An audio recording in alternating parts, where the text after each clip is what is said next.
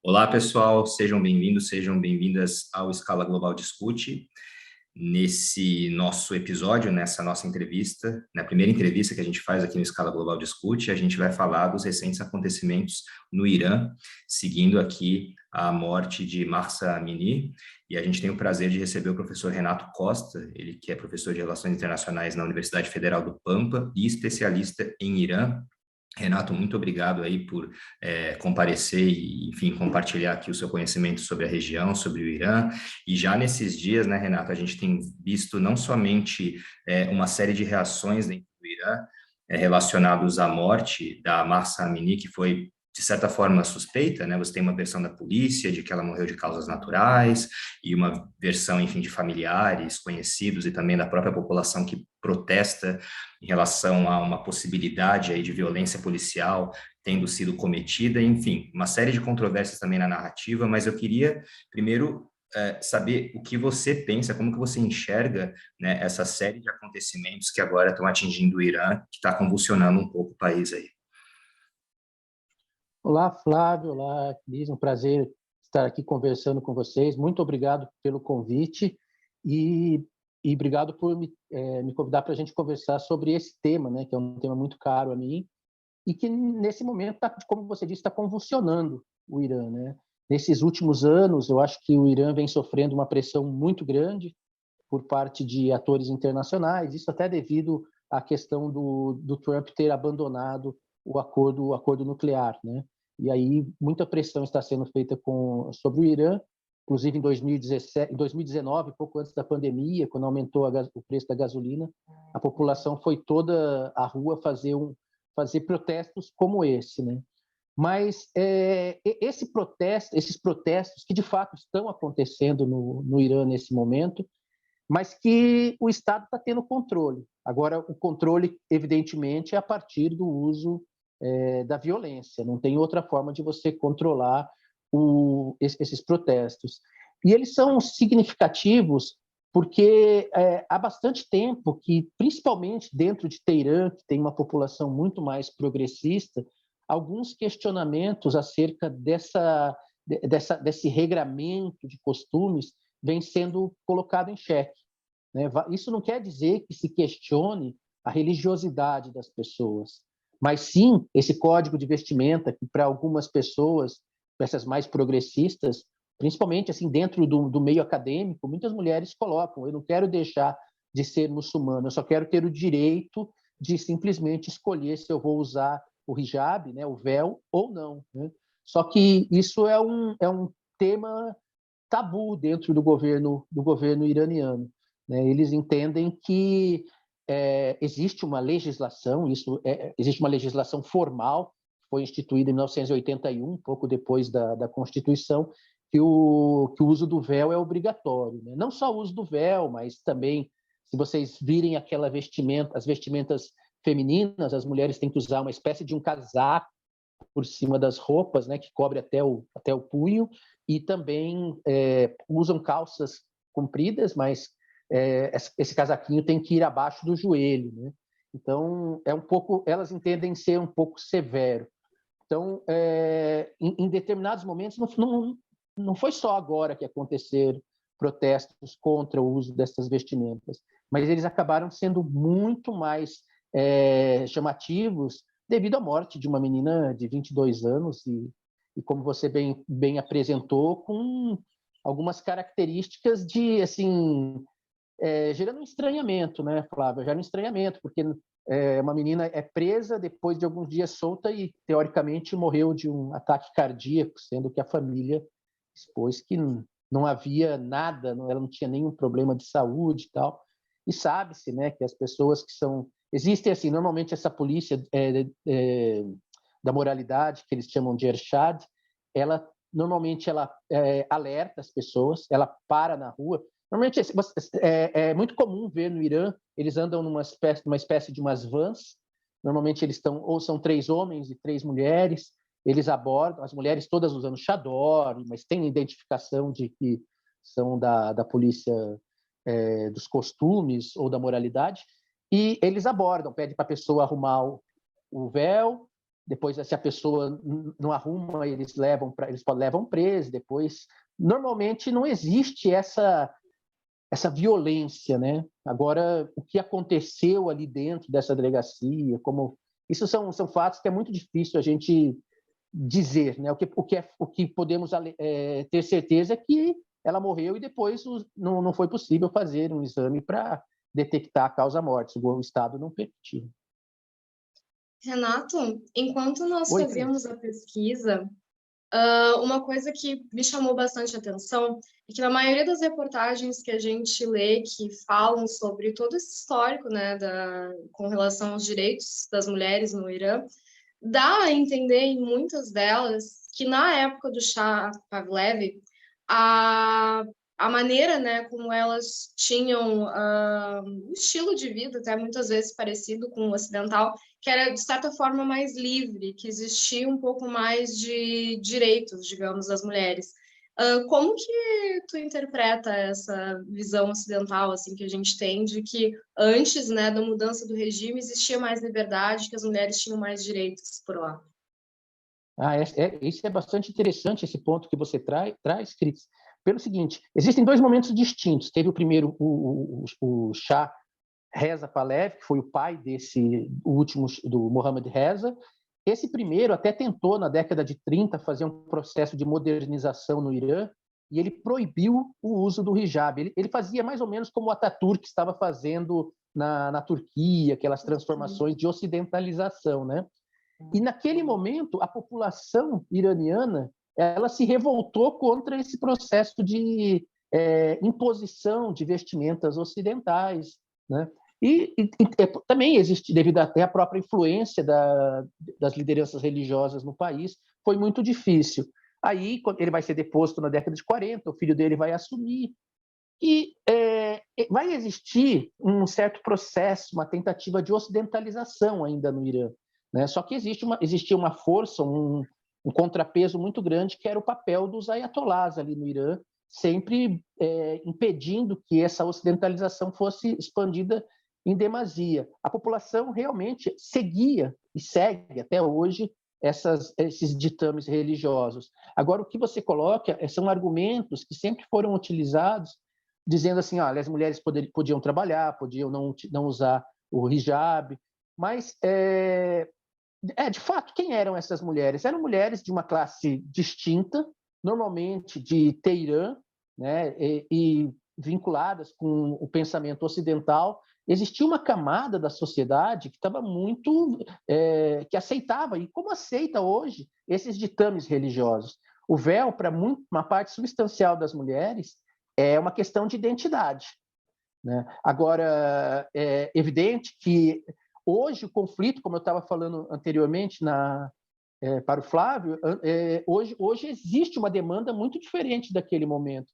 Naquele momento, no período do Shah, era uma ditadura. Então, quem podia participar de um governo era uma camada muito pequena de pessoas, de uma classe, de um nível socioeconômico muito alto. Essa sim participava. Então, você vai ver algumas mulheres de destaque, tinha mulher que era secretárias, e depois até, se eu não me engano, o Shah teve uma ministra também. Mas eram questões muito pontuais, né? E fora a opressão, né? Era uma opressão brutal contra toda a sociedade. Então, eu entendo esse argumento, né? Esse argumento é o mais utilizado hoje, dizendo que no período do Shah as mulheres tinham mais liberdade, mas a população não tinha liberdade. Existia uma polícia secreta chamada Savak. Essa foi uma das polícias mais brutais, mais violentas, treinadas pelos Estados Unidos e pelo Mossad, e ela atuava assim uma brutalidade que os relatos são espantosos, né? Então, podemos dizer, tinha participação feminina, não era obrigatório o uso do hijab, só que não era uma democracia, efetivamente, né? Com certeza, Renato. E é engraçado que quando a gente tenta muitas vezes contextualizar essas realidades, eu acho que é por isso que é muito bom ter um especialista presente para elucidar o perigo dessas binaridades também, né? Que quer dizer, porque como as coisas eram antes e depois, como se fossem polos opostos, Isso Exato. lembrar um pouco a própria questão do Afeganistão, né? Muitas vezes o Afeganistão também é descrito nessa historiografia do século XX como um país que até um certo ponto era bastante livre para as mulheres, né? Depois de algum momento, enfim, começa a haver um cerceamento da liberdade, quer dizer, o quão regionalizada, na verdade, não era essa liberdade dentro do Afeganistão e agora dentro do Irã, como você está colocando, e daí a minha pergunta vai justamente no sentido dessas regiões, as várias regiões do Irã, porque você mencionou mais de uma vez que Teherã tem uma característica, claro, como capital, como grande cidade, talvez mais liberal ou talvez relativamente mais Uhum. progressista. Como que você enxerga o papel das outras regiões do Irã em toda essa ligação com os princípios de moralidade do Estado iraniano? Quer dizer, isso é uma coisa que, quando a gente vê esses protestos, esses desassossegos, tem mais a ver com cidades grandes realmente, o restante do país não participa tanto disso, ou esse é um tipo de demanda ou de desassossego que você tem em todo o Irã, inclusive nas regiões não persas do Irã? Essa questão é interessante para a gente compreender melhor esse processo da relação do povo com a sua fé. Por exemplo, eu mencionei anteriormente que em 2019 houve um grande movimento, a população foi às ruas porque houve um aumento da gasolina, né? Porque o petróleo subiu demais e apesar de ser muito barato no Irã, muito barato mesmo, em 2019 ele aumentou 50%, até mais em algumas circunstâncias. Então, você viu protesto em todas as cidades, né? Mashhad, que é uma cidade santa, Qom, Isfahan, no Irã inteiro. Todo mundo foi para a rua e estava discutindo, porque era uma questão econômica que afeta as pessoas. Agora, quando a gente toca nessa pauta de costumes, normalmente ela afeta Teherã.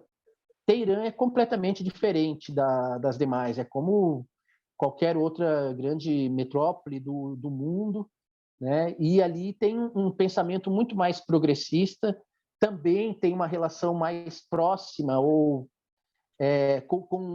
com o exterior. Então, para você ter uma ideia, Flávio, cidades como Qom, que é a cidade santa do Irã, né? Uma cidade onde tem quase todos os templos, as escolas, as madrastas, pessoas, ali não acontece nada, absolutamente nada. Né? E as pessoas seguem esse código de vestimenta com muito rigor. Outra cidade como Mashhad, que é onde está, inclusive tem o templo de um dos imames do xiismo, ali também é uma cidade que não tem muita. Esse tipo de protesto não chega com facilidade. Tem outras cidades turísticas, como Isfahan, às vezes tem, algumas outras pelo Irã também tem. Mas se a gente for perceber melhor isso, esses protestos acontecem onde tem um pensamento progressista, e esse pensamento progressista está mesmo na capital. E também ele sofre essa influência do exterior. Né? Não dá para a gente. Eu não quero, assim, até pelos contatos, pelas pessoas que eu estou conversando lá no Irã, de fato está acontecendo alguns protestos em outras cidades, são pontuais. Alguns estudantes estão tentando ir às ruas para questionar, né, esse uso do véu, mas estão sendo oprimidos com uma violência assim que a gente vê em vários outros estados que têm um controle total sobre as forças, né, as forças militares, tal, né? Então isso inibe, até isso também inibe o surgimento de outros focos, né? Mas em Teherã, que tem esse contato muito maior com o exterior, ali também sofre uma influência e um apoio de instituições, organismos e outras formas clandestinas que insuflam esses movimentos, né? Então não dá para sermos ingênuos que tudo ali acontece do nada, só não tem apoio externo, porque tem, sempre tem. Isso era um ponto, inclusive, que eu queria te perguntar, porque a gente sabe que sempre que tem movimentos, né, desse tipo, existe uma tendência de haver influências, né, exteriores, e a gente sabe também que os Estados Unidos têm uma relação bastante complicada com o Irã, especialmente porque teve aquele episódio, né, da embaixada e tudo mais, então a gente sabe que é uma relação tensa. Então existe a possibilidade de que tenha, né, também essa influência aí, talvez de algum, não sei se é oficial, mas alguma influência dos Estados Unidos também em estufar esses protestos e questionamento dentro dessa sociedade? Ou não seria uma coisa assim tão forte? Olha, Cris, eu acho muito provável que sim. Acho muito provável, até porque, se a gente for outra vez voltar para entender a história do Irã, e na década de 50, em 1950 e em 53, havia um primeiro-ministro, que era o Mossadegh, que ele estava ganhando tanto poder, tanta influência, que estava em vias de derrubar a própria monarquia. E a monarquia era totalmente submissa aos Estados Unidos. Aí os Estados Unidos colocou em prática a Operação Ajax. A Operação Ajax nada mais era do que um enviado da CIA foi para lá e ele pagava, né, para grupos fazerem passeatas, greves, colocar notícias falsas nos jornais, tentando desqualificar o primeiro-ministro. Então, essa Operação Ajax ela foi uma das primeiras. Alguns autores apontam que ali foi o experimento desse tipo de intervenção que não militar, que depois se espalhou pela América Latina toda, né? Então, posteriormente isso veio a ser as pessoas vieram a saber posteriormente dessa tentativa, porque na época os iranianos eles percebiam os Estados Unidos como um país assim que viveu o mesmo processo que eles achavam assim, nós dois sofremos a pressão dos ingleses, vocês tiveram que lutar contra os ingleses para sua independência e nós estamos tendo que lutar para que eles querem continuar mantendo essa o Irã não foi colônia, mas tinha uma influência política e econômica ali, né? Então eles viam os Estados Unidos como um parceiro, só que era aquele parceiro que à noite estava tramando a derrubada do governo, né? Tudo por uma questão do petróleo, que esse Mossadegh que eu falei, que foi primeiro-ministro, ele nacionalizou o petróleo. A hora que nacionalizou, aí todos esses atores ocidentais partiram para cima. E aí, só para ser um pouquinho mais sintético nessa análise, em 79, que você mencionou, que depois teve até a ocupação da embaixada, as pessoas que invadiram a embaixada, eles encontraram documentos que aventavam a possibilidade de novamente tentar criar um golpe para reverter a Revolução Iraniana. Então, que os Estados Unidos ou outros países sempre têm interesses ali no Irã, isso é fato. Dentre as pessoas que ficaram que foram presas, os americanos, estava cheio de agentes da CIA ali. Então não havia só diplomata. Então o que esses agentes estavam fazendo no país, né? E em várias ocasiões, o Irã ele tem uma preocupação muito grande, mesmo as pessoas que vão estudar ali na cidade de Qom, eles sempre encontram pessoas que estão vinculadas a americanos, que são cooptadas por serviços de inteligência. Então, não me assusta, não me assustaria que outras pessoas estivessem auxiliando nesses movimentos contrários ao governo, né? E outro ponto é importante também salientar: existe uma quantidade muito grande de iranianos que foram embora do Irã depois da Revolução Iraniana e fazem oposição contra o governo do Ayatollah Khomeini. Então, essas pessoas também, elas, em alguma medida, podem estar apoiando esses movimentos, né? Então, eu não quero dizer, quando eu exponho essa questão, não estou tirando a legitimidade dos movimentos. Eu acho que os movimentos eles são legítimos, as pessoas, pelo menos as pessoas que eu estou mantendo contato, elas tentam ir para as ruas porque elas não querem mais esse modelo. Mas, por outro lado, você tem uma influência externa ali, é algo questionável. Teríamos que analisar melhor como trabalhar com essa questão, né? Perfeito, Renato. Eu acho que para a gente finalizar aqui com uma última pergunta, a gente está falando bastante da questão de movimentos internos no Irã, que ainda assim vai haver uma conexão, ou são ocasionalmente ou muitas vezes, né, insuflados por atores externos. De repente, a gente poderia fechar essa última fala sua com a importância e revisitar a importância do Irã como ator internacional, tanto dentro do Oriente Médio estendido, né, mas também no sistema internacional como um todo. Por que o Irã permanece sendo esse ator de tamanha centralidade nas relações internacionais, a ponto de quando a gente tem um protesto, em tese, né, seguido da morte aqui dessa cidadã iraniana, que vai carregar consigo uma série de, enfim, demandas de boa parte da população civil, em especial a população mais jovem, por que isso chama tanto a atenção do restante do mundo? Quer dizer, qual que é o papel quase central que a gente pode pensar aqui que o Irã desempenha em algumas situações desse Oriente Médio estendido, mas que também afeta a nossa percepção de política internacional como um todo, né? Por que essa importância tamanha do Irã? Por que ele está sempre nos noticiários? Acho que a gente poderia elencar algumas questões, Flávio. Eu acho que, primeiro, a questão do poder econômico, né? Um dos maiores produtores de petróleo do mundo, que mesmo sofrendo várias sanções, ele continua... Ele tem algumas limitações de exportações, mas tem outros atores que também compram o petróleo dele, como a China, e aí isso faz com que ele consiga sobreviver. Então, é um ator economicamente importante. Existem outras duas características que eu chamaria atenção. Primeiro, o modelo de governo que foi constituído ali, uma república islâmica. Não existe outro local dessa forma, não existe outro país que adotou esse modelo. E alguns estudos que eu vi, que eu fazia até na época que eu estava desenvolvendo o doutorado, apontavam da necessidade de esse regime não dar certo, porque se ele desse certo, em tese, poderia colocar em xeque o modelo ocidental. É uma perspectiva. E aqui eu não estou, outra vez, fazendo uma apologia ao modelo iraniano, mas ele não pode dar certo, porque até hoje o que nós temos como padrão é um modelo de uma democracia ou de uma república, mas ali é uma república islâmica. E como a gente pode dizer se deu certo ou não, se desde que foi constituído ele passa a ser atacado pelo Ocidente, né? Então, esse é um tema que até entraríamos numa perspectiva mais teórica, então não vou aprofundar, eu jogo para depois a gente problematizar em uma outra ocasião.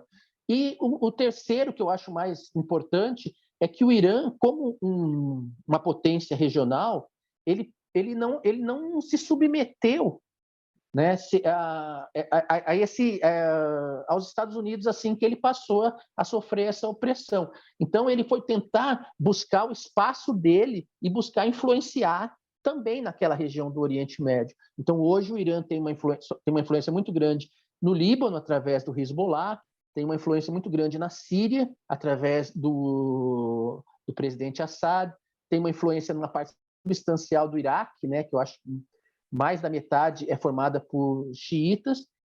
Hoje tem uma influência muito grande no Iêmen, o que os autores chamam de o arco xiita ali no Oriente Médio. Então, ele é um ator que, assim, não sei se dá para dizer que ele luta em pé de igualdade com outros atores como os Estados Unidos, que aí existe uma disparidade, uma assimetria muito grande. Mas ele não se submeteu e se impõe e continua galgando e alcançando mais espaço. Então, ele gera muita preocupação, né? Apesar de que a forma com que ele tenta influir no Oriente Médio é a mesma forma que os Estados Unidos, que outros atores, a Rússia, todos eles tentam também. E ele também está conseguindo galgar cada vez mais espaço, então chama a atenção dos demais atores. Eu acho que esses três elementos, em alguma medida, eles poderiam responder a tua questão, Flávio.